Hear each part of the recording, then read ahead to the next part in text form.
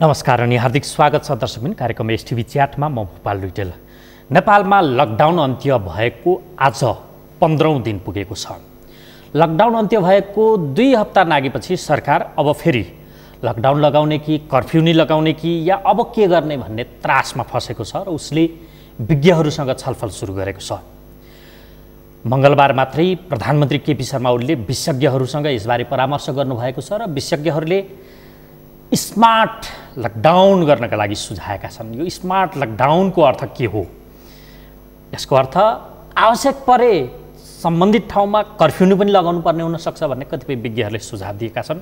Smart लकडाउनको अवधारणा यति बेला बाहिरिएको छ र अलिकति पृष्ठभूमि बताउँ।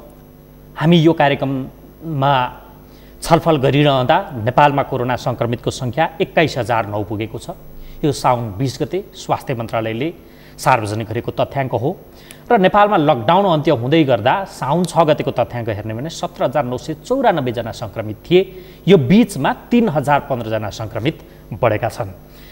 आइसोलेसनमा अर्थात् सक्रिय संक्रमितको संख्या साउन 6 गते 5,477 थियो भने साउन 20 मा 5,925 अर्थात् यो 448 ले बढेको छ। मृत्यु हुनेको संख्या यो लकडाउन अन्त्य भएको 14 दिनको बीचमा 18 ले बढेको छ। अर्थात् साउन 6 मा 40 जनाको मृत्यु भएको थियो भने साउन 20 मा 58 जनाको मृत्यु भएको छ। मृत्यु भएका र स्वाब परीक्षणका रिपोर्ट आउन बाँकीको संख्यालाई आधार मान्ने भने यो अझै बढ्न पनि सक्ने अवस्था छ। भलै त्यसलाई पुष्टि हुन सकेको छैन र बडो दिगदार लाग्दो र विरक्त लाग्दो अवस्था यो छ कि देशले संक्रमितहरू खोजिरहेको छ। नेपालले कोरोना संक्रमित खोजिरहेको छ। त्यो बेला आरडीटी टेस्ट गरेर पनि संक्रमित खोज्यो, पीसीआर परीक्षण गरेर त अहिले पनि संक्रमित खोजिरहेको छ। अर्थात् हाम्रो अवस्था अमेरिका युरोपको जस्तो संक्रमित भएपछि उपचार गराउने होइन कि संक्रमितलाई खोजी त्यो फैलन नदिनका लागि सरकारले जोड दिएको देखियो। मूलतः लकडाउन गर्दै गर्दा चैत्र 11 यताका सरकारका दिनचर्याहरू यसरी नै व्यतीत भएको देखिन्छ। भलै यो बीचमा राजनीतिक दाउपेचका घटनाक्रम पनि बढेका छन्, तर आम रूपमा जनजीवनलाई सोच्ने हो भने मानिस यो संक्रमित छ कि त्यो संक्रमित छ कि भनेर सरकारले शङ्काका आधारमा स्वाब सङ्कलन गर्दै परीक्षण गरिरहेको खोजिरहेको देखिन्छ। तर यति हुँदाहुँदै पनि विडम्बनाको विषय मानिसको मृत्यु भइसके पछाडि मात्रै उसलाई कोरोना पोजिटिभ भएको देखिएको छ। अर्थात् सरकारले कोरोना संक्रमित सुरुमै पहिचान गर्न सकिरहेको छैन। यो ल्याकिङ कहाँ छ? यो विषय मूलतः आज हामी यो लकडाउन 121 दिन सरकारले गर्यो र फेरि लकडाउनको विषय सार्वजनिक चर्चाको विषय बढिरहँदा त्यो 121 दिनका बीचमा के गरियो? किनकि जनवरी 23 मा पहिलोपटक नेपालमा संक्रमण देखिरहँदा र मार्चको 23 मा दोस्रो संक्रमित देखिए पछाडि एकजना सक्रिय संक्रमितबाट सुरु भएको लकडाउन 5,477 जना सक्रिय संक्रमित भइसके पछाडि लकडाउन अन्त्य गरियो। अर्थात् 5,476 जना सक्रिय संक्रमित बढिसके पछाडि लकडाउन अन्त्य भयो। यसको सन्देश के थियो? आज फेरि लकडाउन गर्नुपर्छ भन्ने विषयका चर्चा किन चलिरहेका छन्? अब सरकारले के गर्नुपर्छ र हाम्रा पूर्वाधार थेग्ने तहका छन् कि छैनन्? यो विषय समेत जोडेर आज म संवाद गर्नेछु। मसँग हुनुहुन्छ स्वास्थ्य तथा जनसङ्ख्या मन्त्रालयका पूर्व प्रमुख विशेषज्ञ, उहाँ इपिडेमियोलोजी तथा रोग नियन्त्रण महाशाखाका पूर्व निर्देशक पनि हुनुहुन्छ डाक्टर पदमबहादुर चन्द, उहाँ संक्रामक रोग विशेषज्ञ। स्वागत छ यहाँलाई डाक्टर साहब। धन्यवाद। आराम हुनुहुन्छ? पृष्ठभूमि मैले बताएँ। प्रारम्भ चाहिँ मलाई जानकारी भएअनुसार तपाईँ स्वास्थ्य नीतिको एउटा मस्यौदाकार पनि सरकारले विज्ञ भनेर डाक्ने छलफलहरूमा तपाईँ जस्ता व्यक्तिहरूलाई बारम्बार डाकिन्छ। फेरि लकडाउन गर्नुपर्छ भन्ने चर्चा चुलिए। तपाईँहरू जस्ता विज्ञले स्मार्ट लकडाउन भन्ने शब्द सुरुवात त्यहाँनिर छलफलमा ल्याउनु भएको छ। यो के हो? अब फेरि लकडाउन जरुरी, त पनि स्मार्ट भनेको के हो? अब झन् मानिसलाई यातना शब्द प्रयोग नगरौँ, पीडा दिने हो? होइन। पहिलो कुरा त हामी के बुझौँ भने लकडाउन के हो? स्मार्ट लकडाउनको कुरामा आउँला हामी। लकडाउन के हो? यो लकडाउनको पृष्ठभूमि 2003 सित जोडिएको छ। चाइना सार्स हो। जुन बेलामा चाइना सार्स भयो त्यो एसिया मात्रै त्यो बेलामा सङ्क्रमण भएको थियो। सुरुवात चाइनाबाटै भयो र चाइनाले एउटा जुन चाहिँ सङ्क्रमितलाई क्वारेन्टाइनमा राख्नुपर्ने थियो त्यो सँगसँगै फ्यामिलीलाई क्वारेन्टाइन, त्यसपछि त्यो एरियालाई क्वारेन्टाइन र पछि गएर सहरलाई नै क्वारेन्टाइनमा राख्यो। क्वारेन्टाइनमा राखेको अर्थ के हो भने उनीहरूलाई अरूबाट संक्रमणबाट रोक्यो, अरूलाई त्यहाँ चाहिँ पस्न दिएन, उनीहरूलाई बाहिर जान दिएन र बाहिरको मान्छेलाई भित्र पस्न दिएन। त्यसैलाई अहिले गएर के भन्यो भने त्यो चाहिँ लकडाउन गर्ने हामी भन्यो, लकडाउन, त्यसलाई लक गर्ने, ताल चलाउने। यस। र त्यो चाहिँ लकडाउनको सुरुवात थियो। अब लकडाउन यस्तो पेन्डेमिकमा, महामारीमा लकडाउन गर्नु हुन्छ कि हुँदैन भन्नेमा त अहिले मलाई लाग्छ दुई मत छैन। तर त्यो लकडाउन चाहिँ कुन अवस्थामा गर्ने हो त्यो चाहिँ ठुलो मुद्दा हो। हरेक देशको आफ्नो आफ्नो अवस्था हुन्छ, सङ्क्रमणमा पनि आफ्नो अवस्था हुन्छ र कुन अवस्था आइसकेपछि हामीले लकडाउन गर्नुपर्छ। लकडाउन भएपछि त्यसका असरहरू के पर्छ? यदि तपाईँ बाहिरको कुनै मानिसलाई कुनै क्षेत्रमा जान दिनुहुन्न, त्यो क्षेत्रको मान्छेलाई बाहिर जान दिनुहुन्न, त्यसलाई भित्रै लक गर्नुहुन्छ भने उसका आवश्यकताहरू हुन्छन् नि।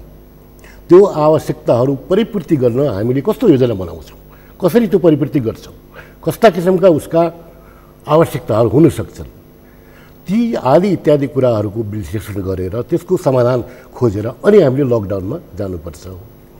त्यो चाहिँ लकडाउन भयो बेसिकली। अब अहिले आएर स्मार्ट लकडाउन, यो शब्द चाहिँ एकैछिन ल डाक्टर साहब, मैले यहाँलाई अलिकति रोकेँ। स्मार्ट लकडाउनमा म आउनुभन्दा अगाडि मेरो प्रश्न बिचमा अर्को तिर्किसक्यो हजुरसँग।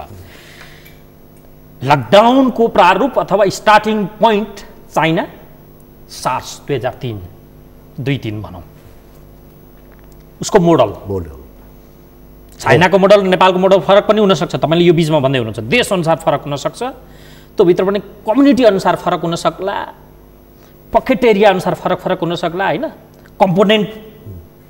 कम्पोनेन्टमा यसलाई विभाजित गरेर त्यो अनुसारको फर्मुला हामीले यसलाई युज गर्नुपर्ने जस्तो तपाईँको आशा आयो। स्मार्ट लकडाउनमा पुग्नुभन्दा अगाडि हामी नेपालमा फर्स्ट केस जनवरी 23 देखियो। त्यति बेलाको पूर्वाधारको अवस्था के थियो त त्यो म बिचमा छलफलकै चरणमा आउँछु। सेकेन्ड केस फेब्रुअरी मार्चको 23 देखियो, 22 त्यो भनेको ठ्याक्कै 2 महिना पछाडि, अर्थात् दोस्रा सङ्क्रमित देखियो मार्चको 22 र सरकारले मार्च 23 भनेको चैत्र 11 पछाडि लकडाउन सुरु गरेर नेपालमा दोस्रा सङ्क्रमित देखिए पछाडि कम्युनिटीबाट कम्युनिटी ट्रान्सफर हुन नदिन, सीमित क्षेत्रलाई लक गर्ने तपाईँ भनिराख्नु भएको छ। त्यति बेला नेपालमा 1 जना सक्रिय सङ्क्रमित थिए, 1 जना त निको भइसकेको थियो, फेरि नाम मात्रै 2 जना हो। त्यो बेलाको लकडाउनको हाम्रो स्टार्टिङ बिन्दु नै समीक्षाको विषय हो आजको दिन। अब गलत थियो त नभनौँ, हतारो थियो अथवा केही हो भन्ने तर्क हुनसक्छ। अब यो समीक्षाको विषय चाहिँ होला पछि गएर, होइन? अहिले आएर हामीले फर्केर जुन बेलामा नेपालले लकडाउन सुरु गर्यो त्यो लकडाउन गलत थियो या सही थियो भन्नेमा विवाद गर्ने मलाई लाग्छ अहिले यो समय चाहिँ होइन। किनभने त्यहाँ पछि गएर हेरेपछि भन्दा पनि त्यसलाई समीक्षा गर्नुभन्दा पनि अब हामी के गर्ने भन्ने समीक्षाको विषय अबमा त आउँछु डाक्टर साहब, जरुरी छ जस्तो छ। तर चैत्र 11 पछाडिका 121 दिन जसरी मानिसहरू बसे, रोगले भन्दा भोकको सुर्ता भनेर मानिसहरू हडतालमै बाहिरै प्रदर्शनमा पनि उत्रिए, रोगको चाहिँ प्रवाह नगरिकन नेतृत्व पोलिटिकल लिडरसिपले लिइरहेको थियो यसको व्यवस्थापनको लागि। उच्चस्तरीय समन्वय समिति भनिएको छ, त्यसको त्यति बेला उप प्रधानमन्त्री ईश्वर पोखरेल नेतृत्व हुनुहुन्छ। हुन त अहिले पनि कोभिड-19 क्राइसिस म्यानेजमेन्ट टिममा पनि उहाँकै नेतृत्व छ। इभन लकडाउन घोषणा गर्दै गर्दा पीएमले पनि त्यसको अग्रसरता लिनुभएको, आजको दिनमा पनि पीएमले अग्रसरता लिनुभएको छ। यसको अर्थ यो होइन कि पीएमले अग्रसरता लिनु हुँदैन थियो भन्ने होइन, विशेषज्ञको सल्लाह त्यहाँ लिएन कि भन्ने मेरो तर्क। किनकि त्यो बेला लकडाउन सुरुवात जब हामी गऱ्यौँ र 121 दिन जुन पीडादायी समय गुजारियो, त्यो 121 दिनका ठाउँमा 60 दिन मात्रै भएको भए पनि ठिक हुन्थ्यो कि, अथवा त्यसको 2 महिना पछाडि गरे भए ठिक हुन्थ्यो कि, यो जरुरी थियो कि थिएन त? अब हेर्नुहोस्, त्यो जुन बेलामा नेपालमा पहिलो केस देखियो र त्यसपछि जुन त यहाँले कुरा गर्दै हुनुहुन्छ दोस्रो केसको बिचमा निकै ठुलो ग्याप छ, 60 दिनको ग्याप छ र त्यो बिचमा मलाई लाग्छ 25-26 अन्य देशहरूमा सङ्क्रमण सुरु भइसकेको थियो। भियतनाम, जापान, थाइल्यान्ड आदि इत्यादि देशहरू, युरोपका देशहरूमा पनि सुरुवात भइसकेको थियो र त्यहाँ सङ्क्रमण बढिरहेको अवस्था थियो। नेपाललाई त्यो बेलामा एउटा सिक्ने मौका पनि थियो, सिकाइ पनि अब अरू देशमा यो कसरी सङ्क्रमण भइरहेछ र त्यही बेलमा नेपालमा चाहिँ सङ्क्रमण हुनसक्छ है भन्ने किसिमको सल्लाह पनि सुझावहरू पनि नआएको होइन। तिमीहरू आफ्नो तयारी गर है भन्ने किसिमको सल्लाह सुझाव पनि विश्व स्वास्थ्य नेपाललाई दिइसकेको अवस्था थियो र त्यो पहिलो केस र दोस्रो केसको जुन बिचको समय छ त्यो समय हामीले तयारीमा प्रिपेयर्डनेसमा बिताउनु पर्ने हो। यो यसरी बढिरहेछ, सङ्क्रमण दर फलानु देशमा यस्तो छ, यो देशमा यस्तो छ, हामी कहाँ पनि हामी चारैतिरबाट खुल्ला देश छौँ र हामी कहाँ पनि यो सङ्क्रमण हुनसक्छ र हामीले सम्पूर्ण कुराहरू तयारी गर्नु पर्यो भनेर त्यो ल्याबदेखि लिएर लजिस्टिकदेखि लिएर स्वास्थ्यकर्मीको सुरक्षादेखि लिएर त्यो सम्पूर्ण कुराको तयारी गर्नु पर्थ्यो। मलाई लाग्छ त्यो सरकारले तयारी गरेको पनि हुनुपर्छ। अब यहाँ विषय के हो भने नेपालले मात्र होइन, हेर्नुहोस् है, थुप्रै देशहरूले त्यो बेलामा एकाएक लकडाउन सुरु गरे है।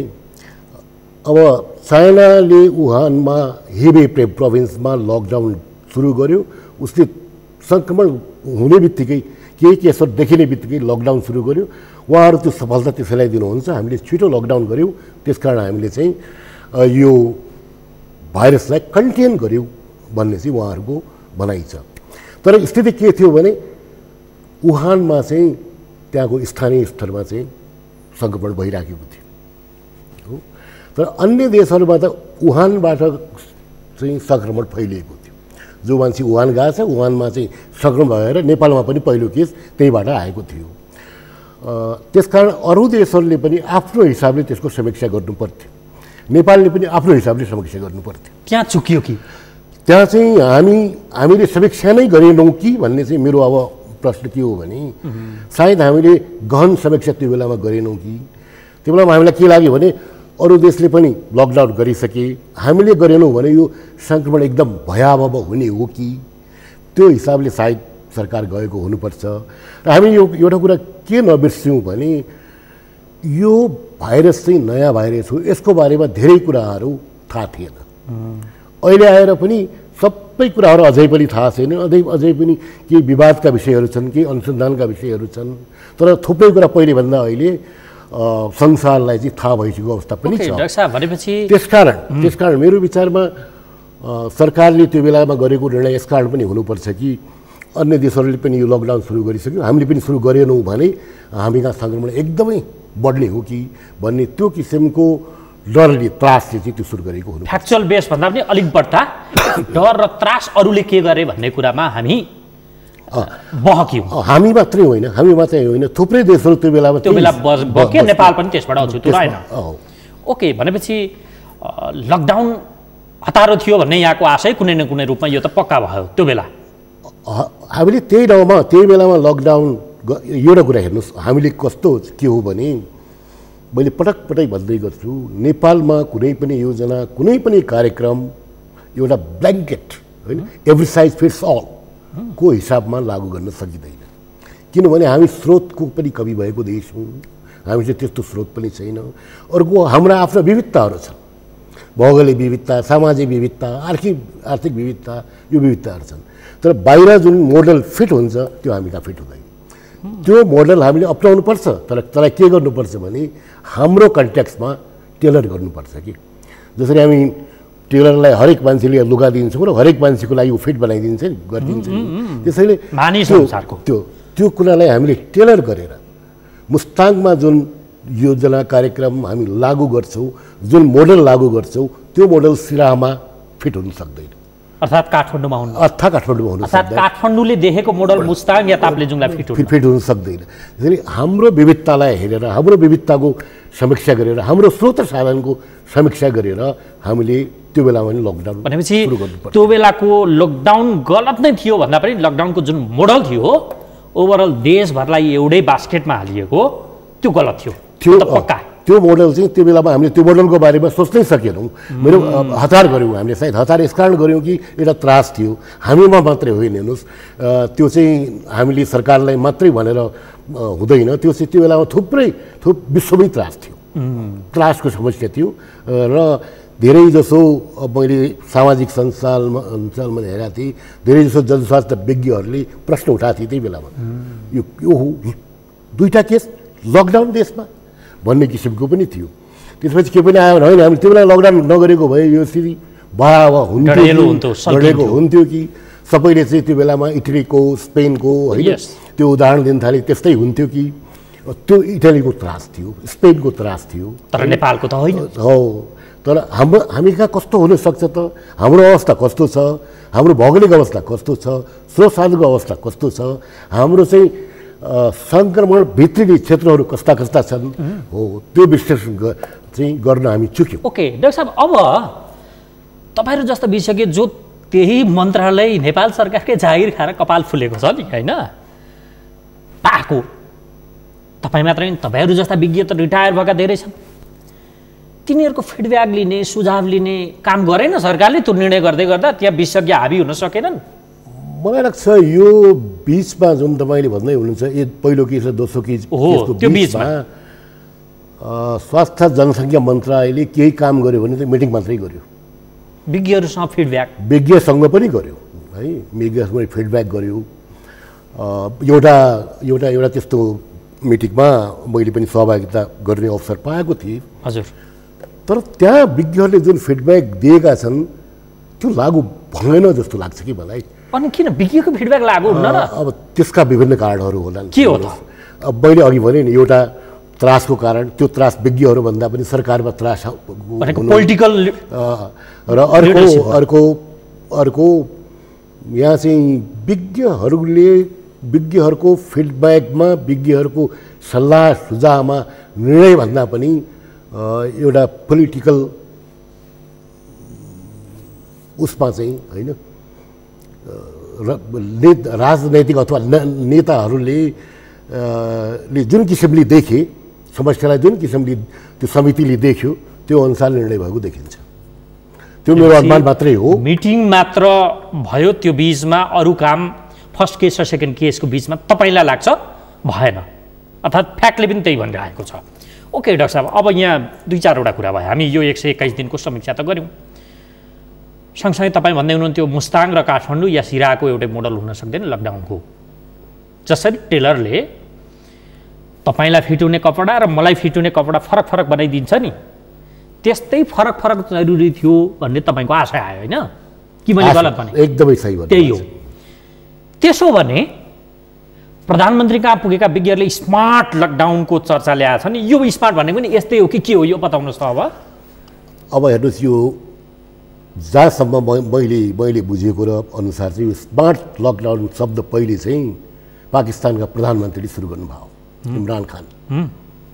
उहाँले यो लकडाउन गर्दाखेरि पाकिस्तानमा चाहिँ अरू अन्य देशको जस्तो लकडाउन हुन सक्दैन, वी सुड बी स्मार्ट, हामीले स्मार्ट हुनुपर्छ र स्मार्ट लकडाउन गर्नुपर्छ भन्ने त्यो शब्द त्यहाँबाट सुरु भएको र त्यसलाई विश्व स्वास्थ्य सङ्गठनले त्यसलाई पुष्टि गर्छ। उसले अक्सर अहिलेसम्म योभन्दा पहिले जति चाहिँ यो सङ्क्रमणहरूको महामारी भयो उसले दुई किसिमले त्यो अवस्थालाई हेर्थ्यो। एउटा चाहिँ स्थानीय केस हो कि होइन, अर्को चाहिँ इम्पोर्टेड हो कि होइन। इम्पोर्टेड हो भने बेग्लै किसिमको रणनीति अपनाउनु पर्यो, स्थानीय हो भने बेग्लै रणनीति अपनाउनु पर्यो। यसको सुरुवातमा यदि WHO को जुन उसको वेबसाइट छ त्यो वेबसाइट फलो गर्नुहुन्छ भने सुरुवातमा उसले त्यही भनेको थियो, यो local imported, Nepal imported cases, फलानु देश लोकल केसेस, त्यो भन्दै थियो। पछि आएर उसले पनि यो पेन्डेमिकलाई व्यवस्थापन गर्न यसलाई चाहिँ यसको अवस्था हेरेर विभाजन गर्यो। एउटा चाहिँ के भन्यो भने पहिलो कुरा नो केसै छैन, केसै जहाँ छैन भनेपछि त्यो देशले अरू ठाउँबाट अथवा त्यो क्षेत्रले अरू क्षेत्रबाट भित्र केस नआओस् भन्ने रणनीति लिनु पर्यो। त्यो लकडाउन है, भित्र नआओस् भन्ने। त्यसपछि आएर बाहिरबाट आउने इम्पोर्टेड केसेस। अब इम्पोर्टेड केसेस भन्नाले कहाँबाट इम्पोर्ट भइरहेछ हो, मालदिभ्सको लागि होला, खाली जहाजबाट मात्रै आउँछन् अथवा त्यो के भन्छ स्रोतलाई नै बन्द गरिदिने, जहाँबाट आउँछ जुन स्रोत जहाँबाट भइरहेछ त्यो स्रोतलाई रोक्ने, अर्थात् धमिलो पानी मुहानबाट आउँछ नि त मुहानै बन्द गरिदिउँ हो, त्यो स्रोतलाई रोक्ने, त्यो स्रोतलाई रोक्नेमा काम गर्ने। हामी कहाँ के भयो, मुहान बन्द भन्दा पनि धारा धारा घरका बन्द भए। त्यसपछि आयो, तेस्रो आयो के हो भने क्लस्टर आयो, त्यो एउटै स्रोतबाट आयो। जस्तै हामी कहाँ पनि भयो होइन, जामा बस्तीबाट आएका मान्छेहरू एउटै स्रोतबाट चाहिँ थुप्रै भए भनेपछि त्यो जुन क्लस्टर छ त्यो क्लस्टरलाई छुट्याउँ है, कन्टेन गरौँ, त्यो क्लस्टरबाट अर्को क्लस्टरमा रोग सर्न नसकोस्, सङ्क्रमण नसरोस्, त्यही कारण त्यो क्लस्टर छुट्याउँ, त्यो क्लस्टरमा गयो। त्यसपछि उसले के भन्यो, एउटा क्लस्टर भने धेरै क्लस्टर भयो भने यो समुदायमा गयो है, अब समुदायबाट खोजौँ, समुदायमै सङ्क्रमण खोजौँ र समुदायमा कन्टेन गरौँ। तर एउटा कुरा उसले के भनेको छ भने, तर एउटा कुरा ख्याल राखौँ, जुन समुदाय एकदमै स्वस्थ समुदाय छ, जहाँ सङ्क्रमण भएको छैन त्यसलाई रोकौँ है, त्यसलाई त्यो सङ्क्रमण हुनबाट रोकौँ।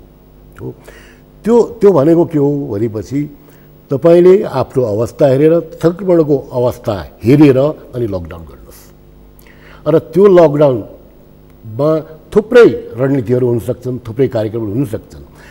प्रिभेन्सन गर्नुदेखि लिएर निषेधाज्ञा जारी गर्नुसम्म, कर्फ्यू लाउनुसम्म 12 जिल्लामा सुरु भइसक्यो नेपालमा। आवश्यक पर्छ, तपाईँलाई लाग्छ यो समुदायमा एकदमै सङ्क्रमण बढिराखेको छ भने त्यो समुदायमा निषेधाज्ञा जारी गर्नु, कर्फ्यू लाउनुहोस्। त्यो समुदायबाट बाहिर कोही पनि मान्छे नजाओस्। तर त्यो कर्फ्यू लाउनुको अर्थ के हो भने कर्फ्यू लगाएर छोडिदिने होइन, लकडाउन गरेर एउटा कुरा हामीले बुझ्नै पर्ने कुरा के हो भने लकडाउन गरेर सङ्क्रमणलाई रोक्न सकिँदैन, जुन 121 दिनमा देखियो। यसलाई अलिक टाढा ढिला गर्न सकिन्छ र त्यो बिचमा हामीले जुन समय छ नि त्यो समयको उपयोग गर्नुपर्छ।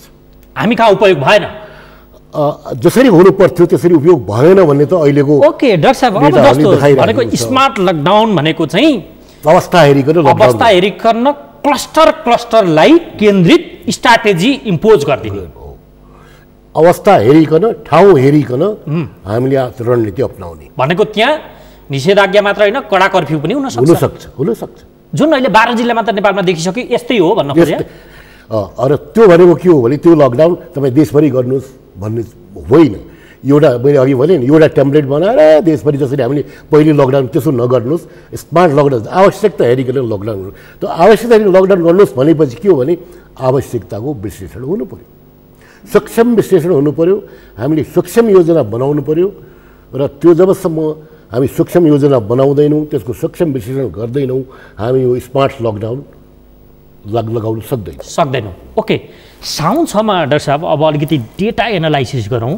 साउन 6 मा लकडाउन अन्त्य हुँदै गर्दा ताका हाम्रामा नेपालमा 40 जनाको मृत्यु भएको थियो। तपाईँसँग यो संवाद गर्दै गर्दा 58 पुगेको छ। यो मन्त्रालयले सार्वजनिक गरेको अथेन्टिक डेटा हो अहिलेसम्मको। अर्थात् यो बिचमा 18 जनाको मृत्यु भइसक्यो। लकडाउन अन्त्य भनेको छ, तथापि सरकारले पुनः लकडाउन अन्त्य थिएन। प्रतिबन्ध केही त कायमै छ नि, जस्तो उडान छैन, लामो दूरीको सवारी थिएन, अझै विद्यालयहरू खुलेका थिएनन्, थुप्रो अझै पनि प्रतिबन्धहरू त हामी कहाँ कायमै थियो।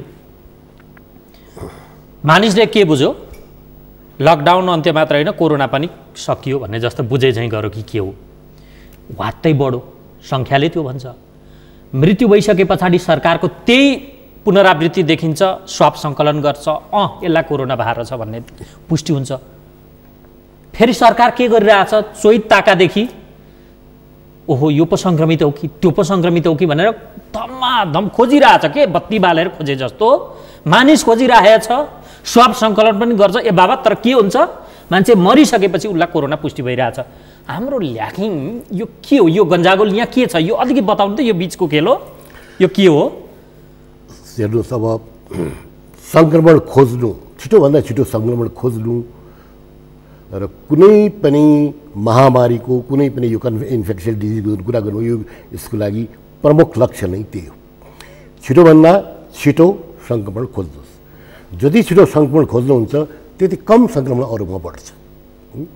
यदि सरकारले त्यो गरिरहेछ, तपाईँको संसार त्यो गरिरहेछ भने धेरै राम्रो काम होइन मेरो होइन हजुरहरूले पनि देख्नुभयो त आरडिटी पनि गरेर देखिरहेको थियो फेरि त्यो आरडिटी त एकचोटि सङ्क्रमित भइसकेको व्यक्तिलाई फेरि गर्ने छ कि छैन भने हेर्ने चिज हो भन्ने तपाईँहरू जस्ता विज्ञले भन्थे त्यो पनि गरेर स्रोत खेर पालेको देखियो त्यही त यदि सही तरिकाले त्यो सरकारले गरिराखेको छ भने धेरै राम्रो काम गरे आर यु सेटिस्फाइड डाक्टर साहब म त यो सोध्दैछु नि त तपाईहरु त एक्सपोर्ट अगाडि मैले तपाईँकै कुरामा कुरा गर्दैछु है तर संक्रमण खोजेर मात्रै भयो त्यसको व्यवस्थापन गर्नु पर्यो नि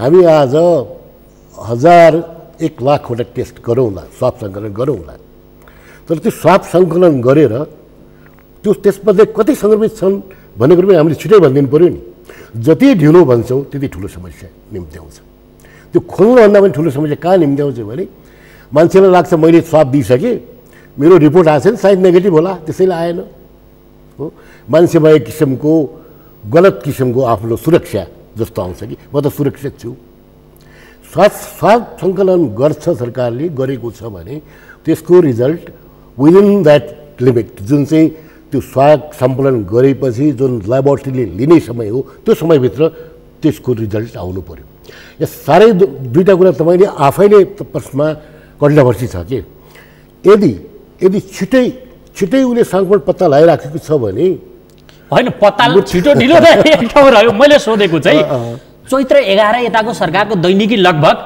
सङ्क्रमित खोज्ने बित्या छन् डाक्टर साहब यो त पक्का हो यो त हो नि यसलाई त हामी अस्वीकार गर्न सकिन्न सङ्क्रमित खोज्नुको अर्थ उसले हेर्नुहोस् न डाटा के भन्छ स्वास्थ्य मन्त्रालयको भन्दा 4,06,594 को त उसले आरटिपिसिआर टेस्ट गरेको छ अब 3,12,402 को त आरडिटी गर अब यो आरडिटी माथिको त प्रश्न छन् फेरि त्यसमध्ये नतिजा नदेखिएको र देखिएको भनेर पनि उसले छुट्याएको छ 4 लाख चैतदेखि हिसाब गर्नुहोस् चैत वैशाख जेठ असार साउन 5 महिना 5 महिनामा 4 लाख त उसले मलाई अब यसमा मलाई के लाग्छ भने यो अब अहिले आरडिटी र पिसिआरमा नजाउँ यो आफ्नो छुट्टै विषय छ ओके सरकारले आरडिटी टेस्ट गर्नु पर्थ्यो कि पर्दैन थियो कसको टेस्ट गर्नु पर्थ्यो नभन्दा भन्दै सरकारले किन आरडिटी गर्यो भन्ने आफ्नै ठाउँमा बेग्लै प्रश्न छ कि सबैले सल्लाह दिँदा यो गर्नु हुँदैन है भन्दै पनि किनभने सङ्क्रमण पत्ताको लागि गर्नु हुँदैन करेन्ट इन्फेक्सनलाई यो गर्नु हुँदैन भन्दै पनि त्यो टेस्ट गर्यो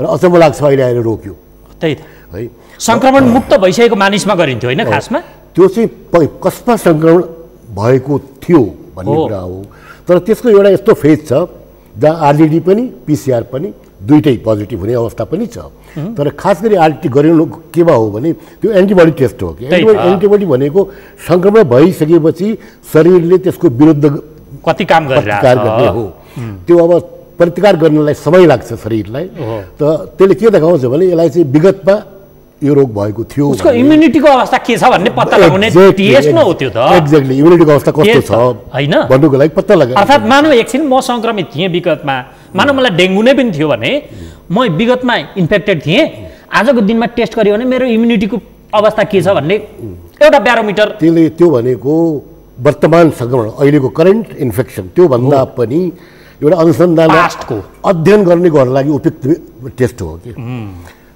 हाम्रो समाजको इन्फेक्सनको दर रेट के थियो यस अनि कस्तो किसिमको एन्टिबडी डेभलप भएको छ कुन एन्टिबडी कति दिनमा भयो कति दिनमा अर्को एन्टिबडी डेभलप भयो यो चाहिँ यसलाई चाहिँ के भन्छ अब भ्याक्सिनमा चाहिँ यसले कसरी मद्दत गर्छ भन्ने खालको जुन अध्ययनकर्ताहरूले संशोधनकर्ताहरूले गर्ने किसिमको टेस्ट हो त्यो र जुन चाहिँ कार्यक्रमको मान्छेले गर्ने त के हो भने अघि जुन तपाईँले भन्नुभयो छिटोभन्दा छिटो हामीले इन्फेक्सन पत्ता लगाउनु पऱ्यो वर्तमान इन्फेक्सन पत्ता लगाउनु पऱ्यो र त्यसलाई व्यवस्थापन गर्नु पऱ्यो र व्यवस्थापकीय पाटो हाम्रो चुक्यो त्यो पाटो त प्रष्टै चुकेका छौँ हामी है त्यो बाटो त हामी प्रष्टै चुकेका छौँ त्यस कारण मैले तपाईँलाई अघिदेखि भन्दैछु सरकारले छिटै खोज्यो त केसर छिटै खोज्यो त त्यो त निकै राम्रो काम गरिरहेछ त भन्ने मेरो त्यो धारणा हो यदि छिटै केस खोजेको भए कसरी चाहिँ मान्छेको मृत्यु थाहा नभइकन भयो त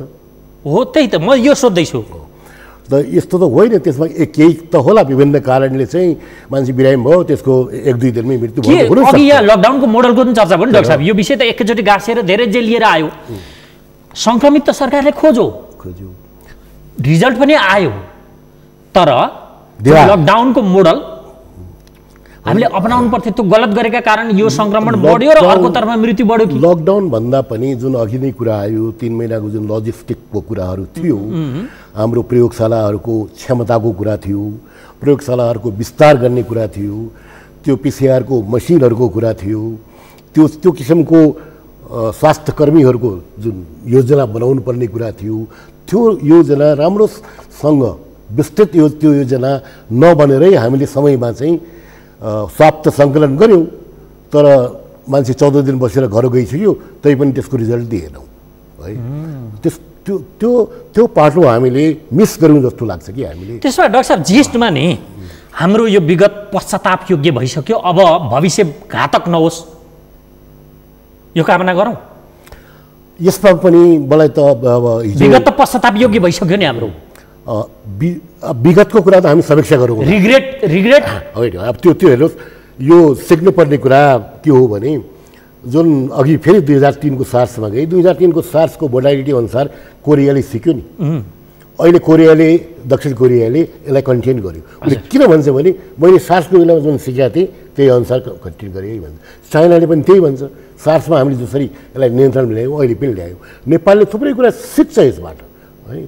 यो भनेको यो महामारीको कुनै यो त सिक्ने कुरा भयो, तर हामीले सक्दा हाम्रो काबुमा लिन सकिने विषयमा पनि जस्तो हेलचेक्रा भयो नि डाक्टर साहब। म यहाँलाई सोध्दैछु, जिस्टमा यो व्याख्या गर्ने भन्दा नि यसलाई अलिकति सागुराउँ। 121 दिन अथवा आजभन्दा अगाडिका विगत हाम्रा जुन जनवरी 23 यताको हिजोसम्मको कुरा अथवा आजसम्मको कुरा त हाम्रो रिग्रेटफुल नै भयो। यो पश्चाताप योग्य छ। यो त यसलाई हामीले सही तरिकाले चाहिँ सम्बन्ध गर्न सकेनौँ। त्यस आधारमा यो पश्चाताप योग्य छ। भविष्य घातक हुने सम्भावना कति छ? अब हेर्नुहोस्, भविष्यमा पनि हामीले भविष्यमा पनि हाम्रो अवस्थाको फेरि हामी त्यही पोइन्टमा जाउँ, सुरुको पोइन्टमा जाउँ, हाम्रो अवस्थाको विश्लेषण गरौँ। त्यो विश्लेषण कस्तो भने काठमाडौँको मात्रै होइन कि हरेक गाउँपालिकाको विश्लेषण गरौँ। जति अहिले हामी त 763 ओभरअलमा 763 सरकार जति गाउँपालिकाहरू छन् गाउँ, र उहाँ हरेक गाउँपालिकाको विश्लेषण गरौँ। सरकारले नगरेको होइन जस्तो लाग्छ मलाई। अहिले पनि न्युजमा मिडियामा आउँछ यतिवटा जिल्लाहरू सङ्क्रमण मुक्त भए भन्ने पनि आइराखेको छ। अब हामीले कतिवटा हाम्रा पालिकाहरू सङ्क्रमण मुक्त छन् त भन्नेदेखि सुरु गरौँ, त्यो पोइन्टमा जाउँ। यदि 763 या 53 मध्ये 100वटा मुक्त छन् भने त्यसलाई मुक्तै राख्ने रणनीति बनाऊ। ती जुन पालिकाहरू छन् ती मुक्तै नहुन। अब त्यो मुक्त गर्न के गर्नुपर्ने हो त भन्ने कुरामा ध्यान दिउँ। र सरकारले र हामी सबैले ध्यान दिनुपर्ने कुरा के हो भने सरकार एक्लैले हेर्नुहोस् कुनै पनि स्वास्थ्यको कार्यक्रम गर्न सक्दैन। सरकारलाई एउटा नागरिक व्यक्तिदेखि, परिवारदेखि, समाजदेखि, संस्थाहरूदेखि सबै क्षेत्रको सहयोगको आवश्यकता पर्छ। र सरकारले के बुझ्नुपर्छ भने, मेरो सरकारसित यो अनुरोध पनि हो, हामीले कुनै पनि क्षेत्रलाई नेग्लेक्ट गर्नु हुँदैन। त्यसलाई हामी सँगै लिएर जानुपर्छ। त्यो प्राइभेट क्षेत्र होस्, त्यो चाहिँ यहाँ गैर सरकारी क्षेत्र होस्, त्यो चाहिँ मिडिया होस्, त्यो चाहिँ साधारण जनता हो, कम्युनिटी होस्, उहाँहरूलाई नदेखा गरेर नदेखेर आफ्नो कार्यक्रम अगाडि बढाउनु पर्दैन।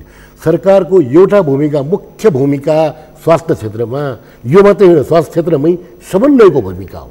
र सरकारले यो समन्वयको भूमिका राम्रोसँग गर्न सकेको छैन। डाक्टर साहब, अब यहाँ अलिकति त्यस कारण म अब यसलाई अगाडि बढाउन एकैछिन है। अब त्यसपछि आएर हामीले जहाँ चाहिँ जुन समुदायमा सङ्क्रमण बढी छ त्यो सङ्क्रमणहरू समुदायहरू पत्ता लगाउनु पर्यो। अब त्यो समुदायलाई हामीले कसरी त्यसलाई नियन्त्रणमा लिने हो, त्यहाँ प्रिभेन्सनको कुरा भएन, त्यहाँ चाहिँ अलरेडी आइसकेको छ। अब त्यसलाई नियन्त्रण कसरी गर्ने हो, त्यो क्लस्टरलाई कन्टेन कसरी गर्ने हो, र त्यो सँगसँगै नियन्त्रण र कन्टेन मात्रै कुरा होइन, त्यहाँ बिरामीको उपचार, बिरामीको व्यवस्थापन कसरी गर्ने हो। क्वारेन्टाइन बढाएर यदि क्वारेन्टाइनमा राखेको व्यक्ति अस्पताल नपुगिकन यदि उसको मृत्यु हुन्छ भने त्यो जस्तो दुःखद घटना कहीँ पनि छैन। त्यसमा हामीले लाज मान्नुपर्छ, लज्जास्पद कुरा हो त्यो है। क्वारेन्टाइन हामी यस कारण बनाउँछौँ, यस कारण मान्छेलाई क्वारेन्टाइनमा राख्छौँ कि त्यसलाई निगरानीमा राख्छौँ भनेर। त्यसमा लक्षण आउने बित्तिकै त्यसको लक्षण थाहा पाएर उसले उसको व्यवस्थापन गर्छौँ भनेर त्यस कारण क्वारेन्टाइनमा राख्छौँ। त्योभन्दा अरू ठुलो अफसोसको कुरा के पनि छैन हेर्नुहोस्। अर्थात् सङ्क्रमण भएको थाहा नभइकन उसको मृत्युपछि सङ्क्रमण थाहा हुनु एकदमै त्यो लाजमर्दो कुरा हो त्यो है, किनभने मान्छे क्वारेन्टाइनमा आइसक्यो। यो त ठुलो नेग्लिजेन्स पनि भयो। हामीले परिभाषित पनि गरिसक्यौँ त्यो केसलाई, आफ्नो परिभाषामा पनि सङ्क्रमण हुनसक्छ भनेर पो हामीले क्वारेन्टाइनमा राख्यौँ। यदि हुनसक्छ भनेर राख्यौँ भने त्यसको निगरानी गर्नु पऱ्यो नि हामीले। त्यो सङ्क्रमणमा उसमा लक्षण आउने बित्तिकै त्यसलाई हामीले आइसोलेसनमा राख्ने हो कि आइसियुमा राख्ने हो कि कुनै स्थलमा राख्ने हो त्यहाँ पुर्याउनु पऱ्यो नि उसलाई। यदि त्यो पुर्याउने व्यवस्था गर्दैनौँ भने क्वारेन्टाइन नबनाऊ। ओके डाक्टर साहब, अब यहाँ अलिकति समीक्षाको विषय नि यहीँनेरि आरडिटी किट जुन इम्युनिटी पावर के छ भन्ने कुराको जाँचका लागि हामी प्रयोग गर्थ्यौँ, त्यसलाई प्रयोग गरेर राज्यको स्रोत ध्वस्तै पार्यौँ हामीले। विगत राज्यको स्रोत छैन भन्ने पनि छ अहिले चर्चामा। आरडिटी किट चाहिँ खत्तम पारेर हामी राज्यको स्रोत दहन गऱ्यौँ। अर्कोतर्फ मान्छेको मृत्यु कोरोना नै नभइकन मर्छ, मरिसके पछाडि उसलाई कोरोना भएको पुष्टि हुन्छ। यसलाई के बुझौँ, यो के बुझौँ? अब हेर्नुहोस्, यो फेरि आरडिटीमा आयौँ हामी। होइन, एउटा उदाहरण त्यो दिएको। अब आरडिटीको एउटा उपयोग यस्तो सङ्क्रमणको बेलामा पनि छ। त्यो कस्तो उपयोग हो भने मैले भने नि यो रोगको एउटा अवस्थामा जहाँ चाहिँ पिसिआर पनि पोजिटिभ हुन्छ, आरडिटी पनि पोजिटिभ हुन्छ, त्यो भनेको अराउन्ड 20 to 30% त्यस्तो अवस्था आउँछ। यदि हामीसित स्रोत छैन, यदि हामी देश कङ्गाल भइसकेको छ, हामीसित स्रोत छैन, हामीसित मान्छे छैनन्, हामीसित ल्याब छैन, हामी त्यो व्यवस्था गर्न सक्दैनौँ भने त्यही 20% या 30% सङ्क्रमण पत्ता लगाऊ है कम स्रोतमा। त्यसको लागि हामीले आरडिटी प्रयोग गर्ने हो। अब देशको अवस्था के थियो त्यो त मैले भन्न सक्दैन। कुन अवस्थामा देशले आरडिटी ल्यायो, कुन अवस्थामा चाहिँ छोड्यो। अब अचम्मको कुरा अहिले त के छ भने अहिले त आरडिटी बन्द गरिसक्यो नि, होइन? किन बन्द गर्यो त? त्यो उपयुक्त छैन भनेर त बन्द गरेको होला। उपयुक्त भए त अहिले पनि राख्थ्यो नि सरकारले। त सरकारले नै थाहा पाइसक्यो अथवा सरकारले यो भनिसक्यो कि अब आरडिटी काम लाग्दैन, हामीले बन्द गऱ्यौँ है भनिसक्यो, होइन र? त्यसले आरडिटीलाई छोडौँ। अब म अगाडिको मुद्दामा गएँ भने अब हामीले सक्षम योजना बनाउनु पऱ्यो। त्यो योजना बनाएर सङ्क्रमण नभएका गाउँपालिकाहरू, सङ्क्रमण जहाँ चाहिँ सङ्क्रमण अलरेडी छ ती पालिकाहरू, त्यसमा सङ्क्रमण अवस्था कस्तो छ, एउटै घरबाट आइरहेछन्, एउटै समुदायबाट आइरहेछन्, कस्तो ठाउँबाट आइरहेछन्, त्यसको सक्षम अध्ययन क्याटेगोराइज गरौँ। जो त्यसको सक्षम अध्ययन गरेर त्यही अनुसारको हामी कार्यक्रमहरू अगाडि बढाउँ। हेर्नुहोस्, यदि फेरि म चाहिँ यसमा जोड दिन चाहन्छु, यदि फेरि हामीले एभ्री साइज फिट्स अल भन्ने किसिमको कार्ययोजना लिएर गयौँ, देशभरि फेरि लकडाउन सुरु गऱ्यौँ, जुन अहिले विश्वले भनिसकेको छ यो सही छैन है, स्मार्ट लकडाउन गर, यो अब ठिक छैन जुन भनिसकेको छ, फेरि पनि त्यसलाई नेग्लेक्ट गऱ्यौँ है। सुरुमा हामीले अरूले दिएको सल्लाह मानेनौँ, अब अहिले आएर फेरि पनि त्यो सल्लाह हामीले लिएनौँ, त्यसलाई ग्रहण गरेनौँ भने फेरि स्थिति भयावह आउन सक्छ। एउटा कुरा। अर्को कुरा के हो भने सरकार जो पनि अहिले आउँछ, मलाई त्यस्तो लाग्छ जो मान्छे सरकारलाई गाली गर्छ त्यो मान्छे नै होइन जस्तो चाहिँ कुरा गर्न थालिसक्यो कि होइन। सरकारले आफ्नो स्रोत साधन अनुसार काम गरिराखेको हुन्छ। केही अब गर्नुपर्ने त्रुटिहरू भयो होला, नभएको होइन, त्रुटिहरू भएको छन् त्यहाँ, तर सरकारलाई हामीले सहयोग गर्नुपर्ने होइन र भने जस्तै कहाँ गएर असहयोग भयो, सरकारले भनेको कुरा हामीले मानिदिनु पर्ने होइन र कहाँ मानिएन, म त जहाँकै नमानेको देख्छु। जस्तै सरकारले सुरु भएदेखि भनिरहेछ यो सोसियल डिस्टेन्सिङ गर्नुहोस् है भनेर हो। म अहिले आउँदै थिएँ बाटोमा, त्यहाँ चाहिँ त्यो रथ छ एउटा जाउला खेलमा, त्यहाँ खडा गरेको छ। त्यो रथमा यसो हेर्ने काम गर्ने मान्छे पनि राम्रै देखिन्छन्, हरेकको हातमा मोबाइल छ, स्मार्टफोन राखिरहेछन्। न त कसैले त्यो सोसियल डिस्टेन्सिङ भन्ने कुरा बुझ्छ, न त कसैले मास्क लगाएको छ।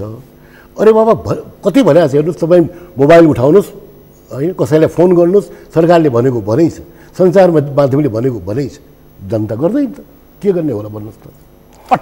बिहान म चाहिँ मर्निङ वाकमा जाँदा मास्क हेर्नुहोस् कस्तो केही त मास्कै लिँदैनन् जसले ल्याए आउँछ कुइरोमा राखेर आउँछ है कुइनामा मास्क हेर्छु झुन्ड्या हुन्छ कसैले टाउकोमा राखेर हुन्छ कसैले चिउँडोमा राखेर हुन्छ फेरि बोल्ने बेलामा खोल्छ हो अब उसको कोही मान्छे भेटियो मास्क लगाइरहेछ हो ऊ भेट्यो भने चाहिँ अलिक मुख खोल्छ है त्यो नगर्नुहोस् त भनेको छैन भनेको छ हो यो यस्ता जस्तासुकै पर्व सबै भएर त्यो त फेरि आउँछ नि चाड पर्वहरू यो वर्षमा त होइन अर्को वर्ष पनि आउँछन् नि चाडपर्व नगर्नुहोस् सबै मान्छे भेला नहुनुहोस् सरकारले भनेको छ कि छैन खै हामीले मानेको खै टेरेको अरू कुरा छोड्नुहोस् सांसदहरूले पनि टेरेको छैन म यो अस्ति एउटा नेताहरूले टेरिरहेको छैन यो एउटा प्रदेशको नाम त नलिउँ एउटा प्रदेशको यस्तै भर्चुअल उसमा चाहिँ मिटिङमा सहभागी हुने मौका पाएको थिएँ मैले त्यहाँ 5 मिनट मास्ककै बारेमा कुरा गरेँ त्यहाँ यसो हेर्दाखेरि न त सोसियल डिस्टेन्सिङ नै अप्नाएको थियो न त सबैले मास्क नै लगाएको थिए केही मान्छेहरूले मास्क लगाएको थिए तपाईँले भने जस्तै अर्को केहीले चाहिँ मास्क कुरा गर्ने बेला त्यो मास्क खोल्थ्यो कि है सरकारले भनेको कुरा पनि मान्दिनु पर्यो नि अब डाक्टर साहब यहाँ अब दुई पक्षको एकैछिन यही विषयमा अलिकति प्रति प्रश्न सरकारले के पनि गरिरहेछ नमान्नेलाई दण्ड पनि तिरेको छ मास्क प्रयोग नगर्नेलाई रासो वसुली गरिरहेछ नि सरकारको रासो त बढिरहेछ ती प्रहरी कार्यालयहरू अहिले भन्सार जस्ता पनि भएको छन् अब फेरि त्यो इम्प्लिमेन्ट गराउने निकाय हेर्नुहोस् त त्यो सरकार जनतालाई सार्वजनिक सडकमा मास्क नलगाइकन हिँडे बापत दण्ड तिराउँछ तिनै नेता तिनै मन्त्रीहरू जो सार्वजनिक मञ्चमा देखिन्छन् जो मिटिङहरूमा देखिन्छन् पार्टीका बैठकहरूमा देखिन्छन् लुच्छा चुडी छ त्यहाँ मास्क छैन सिक्ने त्यो पब्लिकले तिनै अगुवाबाट होइन अनि उनीहरू दोषमुक्त छन् खोइ उनीहरूको रणनीति लकडाउन हटाइयो भन्ने अनि त्यसलाई ह्यान्डल गर्ने रणनीति आफूबाटै लागू नगरिदिने अनि जनतालाई मात्रै दोष दिएर त भएन नि डाक्टर साहब हेर्नुहोस् हामी नेपाली 4-5 किसिमको नागरिक छौँ कि एउटा कस्तो नागरिक छौँ भने हामीले थुप्रै यताउति पढ्छौँ र हामीले बुझाएका छौँ त्यही अनुसार सल्लाह पनि दिन्छौँ त्यो बिचको एउटा अटेरी नागरिक छौँ कस्तो अटेरी भने हामीले बुझाए पनि हुन्छौँ हामीसित त्यो क्षमता पनि सबै कुरा हुन्छ तर मैले किन गर्ने भन्ने अटेरी गर्ने मैले किन गर्ने त्यो त अरूको लागि हो मैले किन गर्ने भन्ने किसिमका त्यो नागरिक छौँ त्यो नागरिकमा सायद मन्त्री पनि पर्लान् त्यो नागरिकमा सांसद पनि पर्लान् त्यो नागरिकमा तपाईँ हामी पनि पर्छौँ इम्प्लिमेन्ट गर्ने मान्छे अब इम्प्लिमेन्ट गर्ने कुरा आयो इम्प्लिमेन्ट गर्ने कुरा के हो भने यदि तपाईँ सच्चा नागरिक हो भने हरेक नागरिकले इम्प्लिमेन्ट गर्नु पर्यो गराउनेले यसको त सुपरभाइजर हो गराउनेले पनि गराउनु पर्यो त्यो गराउनेमा हामी पनि हुनु पर्यो कि हामी तपाईँ हामी बाटोमा मैले माने अलिकति असमानता भोगी भन्ने सडकमा हिँड्ने पब्लिकलाई नलगाए बापत दण्ड गराउने तपाईँ रासो वसुल गर्ने आफू यो कुबेलामा तमासा देखाएर बसिएको छ यो देशमा विपद छैन जस्तो गरेर सत्ता र कुर्सीका लागि त्यहाँ झिनाझिम्टी देखिन्छ उनीहरूलाई पनि दण्ड गर्नु पर्यो त्यो दण्डमा त असमानता हुनु हुँदैन त्यही त दण्ड जुन दण्डमा छ त्यो दण्ड उहाँहरूलाई पनि गर्नु पर्यो हामीहरूलाई पनि गर्नु पर्यो हामीले त्यस्तो ओके ल डाक्टर साहब अब यहाँ मैले अलिकति साँगुराउनु पनि पर्ने हुन्छ अब समयको पाबन्दीलाई ध्यान दिँदै गर्नै पर्ने केही विषय छन् अझै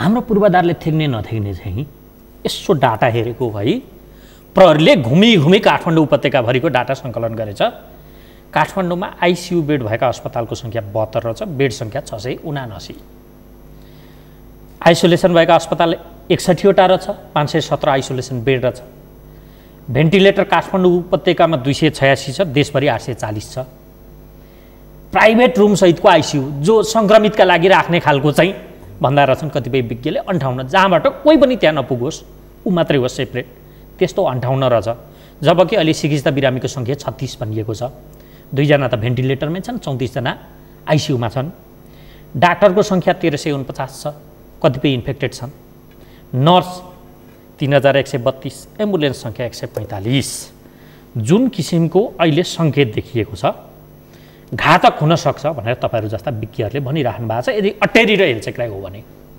यो पूर्वाधार सर र मैले बताएँ नि यो सङ्ख्यामा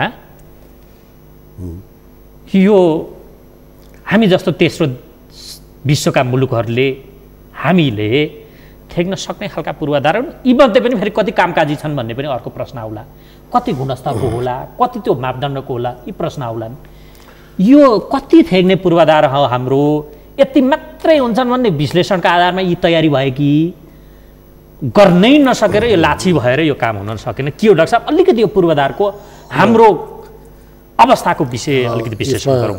दुईवटा कुराहरू छन्, दुईवटा छुट्टा छुट्टै विषयहरू छ। एउटा त के छ भने फेब्रुअरीमा यो महामारी सुरु भएको 1-1.5 महिनाको बेलामा जुन कुरा विश्वलाई थाहा थियो, अहिले अगस्तमा आउँदा धेरै कुराहरू थाहा भइसकेको छ।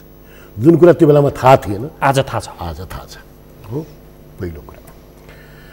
र त्यो बेलामा जसरी यो बिरामीको व्यवस्थापन गर्नुपर्छ भन्ने थियो, त्यो व्यवस्थापन धेरै सुध्रिसकेको अवस्था छ अहिले। त्यसको रिजल्ट के भने अहिलेको जुन मृत्युको दर छ नि, यो धेरै घटेर गइसकेको छ विश्वमा। किनभने त्यो यो बिचमा फेब्रुअरीदेखि लिएर अगस्तमा आइपुग्दा व्यवस्थापनमा चाहिँ ठुलो फड्को मारिएको छ हो त्यो। अब अर्को के हो भने पनि सरकारले, हामी अघिदेखि त्यही योजनाको कुरा व्यवस्थापनको कुरा गर्दैछौँ। ठ्याक्कै हाम्रो के छ अभिगत मैले बताएँ। अब यो योजना सरकारले यसमा काम गरेको होला र गर्नुपर्छ। कस्तो भने अब अहिलेको अवस्थामा अहिले जुन कुरा हामीले व्यवस्थापनको थाहा पाएको छौँ, डेटाका आधारमा, अरू देशको अनुभवका आधारमा अब आएर मानौँ हामीसित 30,000 50,000 यदि सङ्क्रमणका केसहरू हुन्छन् भने, त्यो सक्रिय केसहरू छन् भने त्यो 50,000 मध्ये कतिलाई चाहिँ आइसोलेसन चाहिने हो, कतिलाई क्याल्कुलेसन के हो त त्यसको? हो त्यो क्याल्कुलेसन भन्दा पनि अब अहिले सबभन्दा पहिलो क्याल्कुलेसन के हो भने यहाँ 80% 90% मान्छेहरूलाई त केही पनि चाहिँदैन। तर तिनलाई पनि अस्पताल लगेर राख्यौँ हामीले? होइन, हो राख्यौँ। किनभने अब त्यो यदि मलाई लाग्छ एकचोटि यहाँ विश्व स्वास्थ्य सङ्गठनको प्रतिनिधि र अन्तर्राष्ट्रिय के 2 जना प्रतिनिधि गएर स्वास्थ्य मन्त्रालयमा त्यो बेलामा एक किसिमको सल्लाह के थियो भने सबैलाई नराखे पनि हुन्छ है, घरमै क्वारेन्टाइनमा र राखे पनि हुन्छ, होम आइसोलेसनमा राखे हुन्छ है भने त्यो किसिमको हिन्ट त्यो बेलामा पनि सरकारलाई नदिएको होइन। किनभने त्यो बेलामा हामी सायद थोरै केस थियो, हामी सबैलाई राख्न खोज्यौँ, त्यो सबैलाई राख्न आवश्यक थिएन। र हामीले समुदायलाई के ज्ञान दिनुपर्थ्यो भने यिनीहरूलाई होम आइसोलेसनमा राख्ने बित्तिकै तपाईँहरूले यो बाटै नहिँड्ने होइन है, बाटो हिँड्यो भने यो कुरा तपाईँहरूमा सर्दैन। सही सूचना चाहिँ आदान प्रदान हुनुपर्थ्यो। 80% 90%लाई चाहिँ अस्पताल चाहिँदैन। त्यहाँ पनि गल्ती भयो। अब अहिलेको कुरा पनि अहिले हामीले अब त हामी गल्ती कहाँ भयो भन्दा पनि अब सरकारले परिस्थितिलाई विश्लेषण गर्दा त्यो गल्ती थियो त? त्यो गल्ती थियो। अब अहिले आएर के भने नि बरु अचम्म, प्रदेश नम्बर 2 सरकारले यहाँ हेलचेक्रे कस्तो देखिन्छ भने नि 50वटा भेन्टिलेटर खरिद गर है भनेर वैशाखमै चाहिँ रकम विनियोजन गरेको रहेछ 68 करोड। आजसम्म त्यो पनि आएन। यतातिर यो अवस्था छ, भेन्टिलेटर भएको भए बाँच्ने उमेरको मानिस पनि बाँच्न सक्थ्यो कि भन्ने पनि अहिले कुरा छ। जो आइसियु र भेन्टिलेटर अभावका कारण मृत्यु हुनुपर्ने अवस्थामा पुग्यो भनेपछि कतै सहने यो जनतालाई अब मात्र दोष दिएर पनि त भएन होला नि त। व्यवस्थापकीय पाटो, हेल्थ चेकराई, यी पाटो त जनतालाई मैले हेर्नुहोस्, जनतालाई दोष चाहिँ भनेको छैन, जनतालाई सहभागिता गराउने। यस हो। अब यसलाई के मान्ने? अब जनताले पूर्वाधार गतिलो छैन, अर्को खरिदका लागि विनियोजन हुँदा पनि यो देशभरको प्रवृत्ति हो। अर्को अझै पनि हामी चाहिँ सबै त छँदैछ होइन। अब हामीले यो स्मार्ट लकडाउनको कुरा यहाँ आयो, विशेष गरी स्मार्ट लकडाउन भन्नुभएको फिडब्याक दिनुहोस् त। अब हामीले चाहिँ त्यही विशेषको राय सल्लाह अनुसार हुन्छ, म चाहिँ त्यहाँ सहभागी थिएँ र जे भएको होला त्यो अनुसार हामीले योजना बनाऊँ, सक्षम योजना बनाऊँ।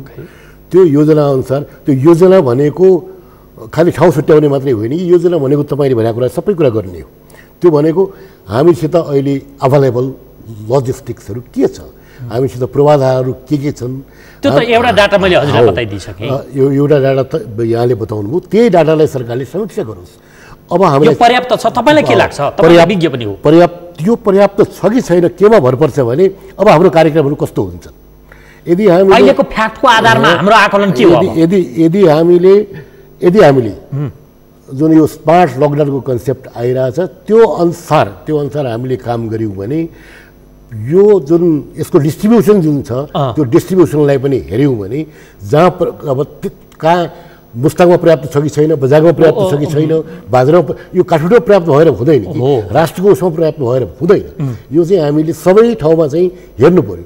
अब बजाङमा चाहिँ सङ्क्रमण हुने चान्स कति छ, बजाङको बाटोमै हामीले रोक्यौँ त्यहाँ भित्र जानै दिएनौँ भने सायद सबै एनालाइसिस गर्नु पर्यो। अब मात्रै सङ्क्रमण र एकदम क्रोनिक अवस्थामा पुग्ने बिरामीको क्यालकुलेसन चाहिँ के हुन सक्छ आजको दिनबाट तपाईँले यही परिस्थिति जुन रेसियोमा यो वृद्धि भएको छ? अब त्यो भनेको त के हो भने अहिले हामीले हाम्रो आफ्नो डेटालाई पनि यसलाई क्यालकुलेसन गर्दा के देख्नुहुन्छ तपाईँ? डेटालाई पनि अध्ययन गरौँ है। हजुर, हाम्रो मात्रै होइन, अरू देशले हाम्रो जसरी क्यालकुलेसन गर्दा तपाईँ के देख्नुहुन्छ? अब हामीलाई चाहिँ पूर्वाधारको अझै पनि कमी छ जस्तो छ। हामीले पूर्वाधार भनेको बढ्छ न चाहिँ अझै पनि विस्तार गर्नुपर्छ। हजुर, त्यो पूर्वाधार विस्तारमा पहिलो कुरा त हामीले ल्याब हाम्रो प्रयोगशालाकोलाई पनि विस्तार गर्नुपर्छ। हजुर, अर्को कुरा मैले देखेको चाहिँ पूर्वाधारमा हामीले हाम्रोसित कति स्वास्थ्यकर्मी छन्, कति डाक्टर छन्, कति ऊ मात्रै होइन कि हामीले स्थानीय तहलाई कसरी समुदायलाई कसरी समन्वय गर्न सक्छौँ, समुदायको भूमिका के हुनसक्छ, त्यो सम्पूर्ण कुराहरू समुदायलाई चाहिँ इन्भल्भ गर्नु धेरै जरुरी छ। हामीसित नहोला, प्राइभेट सेक्टरमा होला नि। हजुर, प्राइभेट सेक्टरलाई हामी कसरी सँगै लैजान सक्छौँ, प्राइभेट सेक्टरमा चाहिँ प्रयोगशालाहरू होलान्, उनीहरूको विस्तार कसरी एउटा साझेदारी गर्नु पर्यो। परिचालन साझेदारीमा गर्नुपर्यो। हो, अन्तिम एउटा प्रश्न गरेर म कार्यक्रम टुङ्ग्याउँछु। सरकारको हामीले समीक्षा यो बिचमा गऱ्यौँ, गरेको कामको पनि गऱ्यौँ, अब आगत के गर्नुपर्छ पनि हामी भन्दैछौँ, विगत के थियो पनि भन्यौँ। यो सरकारलाई जे दोष जे लगाइयो अथवा जे भयो यो सबै गन्जागोलको कारण फेरि यहाँहरू जस्ता विज्ञ पनि भन्ने आरोप लाग्दो रहेछ। यसकारण कि त्यो विज्ञहरू बिच विभाजन देखियो। यो केही होइन, रुगाखोकीमा यस्तो गर्ने सरकार 3 रणमूल्यमा पर्यो। ओहो यो त सखापै पार्छ गरिहाल, यो विज्ञले बिगारिदिए नि यो काम त भन्ने एउटा दोष पनि छ। यसका प्रति तपाईँको टिप्पणी के? अन्त्यमा आफ्नै विषयमा जवाफ दिनुहोस् त ल। यो विज्ञको बारेमा हेर्नुहोस्, 2 खालको जवाफ यहाँ सरकारलाई रणमूल्यमा पार्ने काम यी विज्ञले गरेका छन्। जनस्वास्थ्यमा विज्ञहरू अथवा कुनै क्षेत्रमा पनि विज्ञहरूमा यो कन्फ्लिक्ट हुनु कुनै नौलो कुरा चाहिँ होइन। हरेकले आफ्नो आफ्नो धारणा राख्छ। सरकारले कसलाई विश्वास गर्ने ट्रस्ट भन्ने कुरा आयो, कसलाई दुईटाले त अलमलमा पार्दिए। कसलाई विश्वास गर्ने भन्ने कुरा त्यो विज्ञहरू राखेर छलफल गर्ने विषय हो। यसमा एउटा कुरा म के भन्छु भने कुनै पनि विज्ञले रुगाखोकी भन्ने विज्ञदेखि लिएर यो विशेष किसिमको अवस्था हुने भन्ने विज्ञले एउटा कुरा के गर्नुपर्छ भने जनस्वास्थ्यमा एउटा सिद्धान्त छ, विज्ञहरूको बिचमा सिद्धान्त छ। त्यो सिद्धान्त के हो भने आइदर यु कन्भिन्स मी और गेट कन्भिन्स्ड। या त तपाईँले मलाई यहाँ कन्भिन्स अनि कन्फ्युज पारियो हो विषय यो, या त विज्ञहरूले जो कन्फ्लिक्टमा छन् नि दुईजनाले, या त एकले अर्कालाई कन्भिन्स गर्न सक्नु पऱ्यो यो कारणले चाहिँ मैले भनेको कुरा ठिक हो, या त तपाईँले भनेको कुरा ठिक हो भन्नेमा मैले कन्भिन्स हुनु पऱ्यो। तर सरकारले त्यो दुइटैलाई एक ठाउँमा राखेर त्यस्तो सबै विज्ञहरूलाई एक ठाउँमा राखेर अनि निर्णय गर्नुपर्छ कि। हस् डाक्टर साहब, महत्त्वपूर्ण समय दिनुभयो, तपाईँलाई धेरै धेरै धन्यवाद। धेरै मलाई यो अवसर दिनुभयो त्यसको लागि चाहिँ धन्यवाद। र आदरणीय दर्शकहरू, कार्यक्रमको निर्धारित समय सक्यो। आज हामीले सङ्क्रामक रोग विशेषज्ञ, स्वास्थ्य तथा जनसङ्ख्या मन्त्रालयका पूर्व प्रमुख विशेषज्ञ, इपिडेमियोलोजी तथा रोग नियन्त्रण महाशाखाका पूर्व निर्देशक डाक्टर पदमबहादुर चन्दसँग कोरोनाको कहर, विगत आगत, निचोडमा हाम्रो विगत पश्चातापयोग्य भइसकेको छ, अब भविष्य अथवा आगत घातक नबनोस् भन्ने निचोड निस्किएको छ। यसका लागि सरकारले सबैलाई समेटोस् भन्ने निचोड निस्किएको छ। अर्को अङ्कमा अर्को विषयवस्तुका साथ तपाईँ हाम्रो फेरि पनि भेट हुनेछ। हामीलाई आजलाई बिदा दिनुहोस्। नमस्कार।